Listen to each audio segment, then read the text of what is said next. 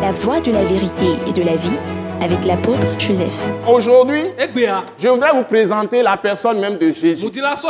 La personne de Christ. Qui est-il? Qui est-il? Beaucoup ne le savent pas. C'est ça qui fait qu'ils ne peuvent pas compter uniquement sur la foi de Christ. Ils ne comptent pas seulement sur la foi qu'ils ont en Jésus. Les gens essaient d'apprendre la sagesse humaine. Ils lisent plein de livres pour puiser la sagesse humaine. La sagesse de la méditation transcendantale, la sagesse du yoga, la sagesse de toutes sortes de modernisme, des différentes religions, des différentes sectes, des pratiques ascétiques, ésotériques, et toutes sortes d'occultisme, voilà. Toutes sortes d'occultisme. Mais la vraie sagesse, c'est la connaissance de la parole de Dieu. Et la crainte de Dieu par sa parole. C'est ça la vraie sagesse. Et la vraie intelligence, ce n'est pas être premier à un examen, mais on peut être premier. Ça aussi, c'est une bénédiction. Mais surtout, intelligence chez Dieu, c'est éviter le mal. Éviter le mal. Ne pas faire le mal. C'est ça l'homme intelligent, la femme intelligente. Ne pas pécher contre Dieu. C'est ça qui est l'intelligence.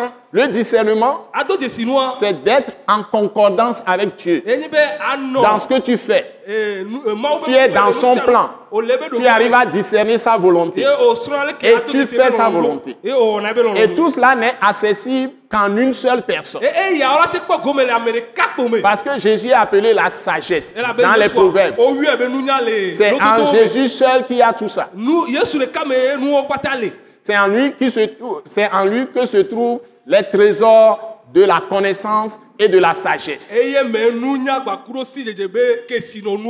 Comme on l'a écrit dans Colossiens chapitre 1. Donc, si vous sortez de Jésus, si vous n'allez pas à Jésus, vous n'aurez jamais la sagesse de Dieu. Vous n'aurez jamais l'intelligence divine. Et c'est ça qui fait qu'il y a des religions qui font des choses abominables. Les idolâtries, c'est des choses abominables.